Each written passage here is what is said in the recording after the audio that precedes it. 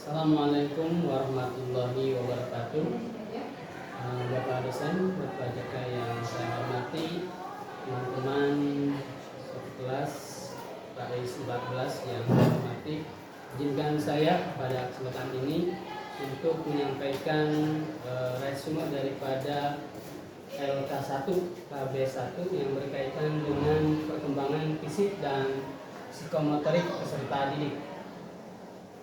Di sini saya sudah membuat sebuah peta konsep yang berkaitan dengan perkembangan fisik dan psikomotorik peserta didik. Nah, ada apa saja? Yang pertama, capaian pembelajaran. Nah, untuk capaian pembelajaran ini, salah satu di antaranya adalah menganalisis perkembangan fisik dan psikomotorik peserta didik. Kemudian juga yang kedua ada sub capaian pembelajaran, yang mana sub capaian pembelajaran ini meliputi pertama menelaah definisi perkembangan fisik dan psikomotorik, yang kedua menguraikan karakteristik perkembangan fisik dan psikomotorik, yang ketiga mendeteksi faktor yang mempengaruhi perkembangan fisik dan psikomotorik, dan yang keempat menganalisis generasi milenial dalam pembelajaran. Nah, untuk selanjutnya ada uraian materi. Uraian materi ini saya ambil dari pokok materi. Yang pertama tentang pengertian perkembangan fisik dan psikomotorik peserta didik. Yang kedua karakteristik perkembangan fisik dan psikomotorik peserta didik. Yang ketiga faktor yang mempengaruhi perkembangan fisik dan psikomotorik. Dan yang keempat adalah implikasi perkembangan fisik dan psikomotorik peserta didik dalam pembelajaran. Oke. Selanjutnya ada juga contoh soal yang berkaitan dengan perkembangan fisik dan psikomotorik peserta didik. Kemudian tindak lanjut belajar dari perkembangan fisik dan psikomotorik peserta didik. Nah, adapun deskripsi dari resume yang akan saya sampaikan di sini, yang pertama berkaitan dengan pengertian perkembangan fisik dan perkembangan psikomotorik peserta didik. Nah, definisi daripada perkembangan fisik adalah bertambahnya kemampuan atau skill, struktur dan fungsi tubuh yang kompleks, yang mana bisa diramalkan dan juga sebagai proses dari pematangan, seperti itu kurang lebihnya. Nah, kemudian definisi daripada psikomotorik, perkembangan psikomotorik maksudnya yaitu perkembangan mengontrol gerakan-gerakan tubuh yang terkoordinasi dari pusat saraf dan otot. Kurang lebihnya seperti itu untuk pengertian daripada perkembangan psikomotorik. Kemudian selanjutnya yaitu karakteristik perkembangan fisik dan psikomotorik peserta didik. Deskripsinya kurang lebih berdasarkan usia, karakteristik perkembangan fisik itu berbeda-beda.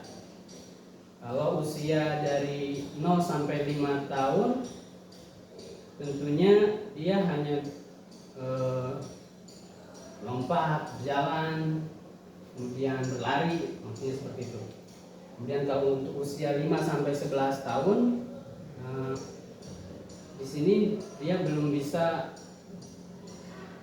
terlalu lebih jauh daripada perkembangan fisiknya enggak begitu ini. Kemudian untuk usia 11 sampai 12 tahun ini udah mulai perkembangan fisiknya mulai bertambah seperti itu.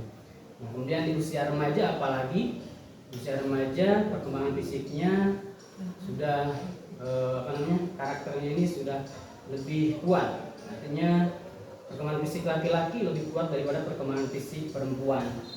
Kemudian untuk usia dewasa, karakteristik perkembangan fisiknya sudah lebih meningkat lagi, gitu ya. Artinya hampir signifikan kalau di usia dewasa, gitu. Nah, kalau karakteristik perkembangan psikomotoriknya di usia 3 tahun, dia sudah bisa melompat dari berapa senti gitu kan.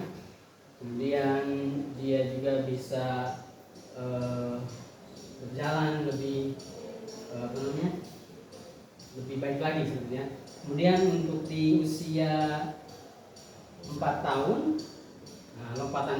lebih tinggi dibandingkan usia 3 tahun. Kalau misalkan dia berusaha untuk melompat sebenarnya.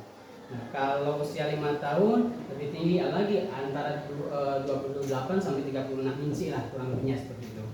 Nah, untuk di usia remaja, perkembangan psikomotoriknya mereka sudah bisa daya tahan tubuhnya udah lebih kuat, kemudian cara berpikirnya juga udah lebih meningkat lagi sebenarnya. Apalagi di usia dewasa, tentunya perkembangan psikomotoriknya lebih sempurna seperti itu. Nah, itu yang berkaitan dengan karakteristik perkembangan fisik dan psikomotorik peserta didik. Nah, yang ketiga berkaitan dengan faktor yang mempengaruhi perkembangan fisik dan psikomotorik. Kalau faktor yang mempengaruhi perkembangan fisik, diantaranya yang pertama keluarga, bisa keluarga, kemudian gizi juga mempengaruhi perkembangan fisik, kemudian perubahan dari gerakan jasmaninya juga berubah, kemudian kelenjar endokrinnya juga bertambah seperti itu, dan masih banyak. Kesehatan pun juga sama meningkat gitu kan, ada. Kemudian untuk perkembangan faktor yang mempengaruhi perkembangan psikomotorik, yang pertama ya di lingkungan keluarga itu bisa mempengaruhi faktor perkembangan psikomotorik. Kemudian juga bagaimana orang tua bisa memilih gizi yang baik untuk suplai makanannya juga bisa mempengaruhi perkembangan psikomotorik. Kemudian juga lingkungan belajarnya, kemudian juga lingkungan sekolah juga bisa mempengaruhi faktor psikomotorik peserta didik seperti itu. Nah, yang selanjutnya implikasi daripada perkembangan fisik dan psikomotorik peserta didik dalam pembelajaran.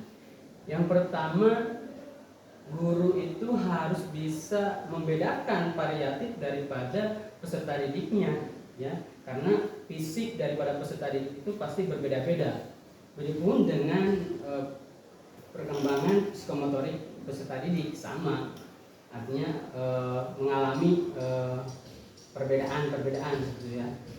Nah, kemudian bagaimana orang tua bisa memilih gizi yang sempurna, yang baik untuk suplai makanan anaknya pun itu bisa mempengaruhi perkembangan fisik ataupun perkembangan psikomotorik peserta didik. Nah, kemudian kalau di sekolah, ya sekolah harus memfasilitasi atau menyediakan tempat bermain atau tempat berolahraga bagi peserta didik, yang mana peserta didik itu bisa mengembangkan baik itu fisik dan psikomotoriknya seperti itu. Kemudian ruangan belajar pun mempengaruhi, ya, ruangan belajar, interior ruangan belajar itu bisa mempengaruhi perkembangan fisik dan perkembangan psikomotorik.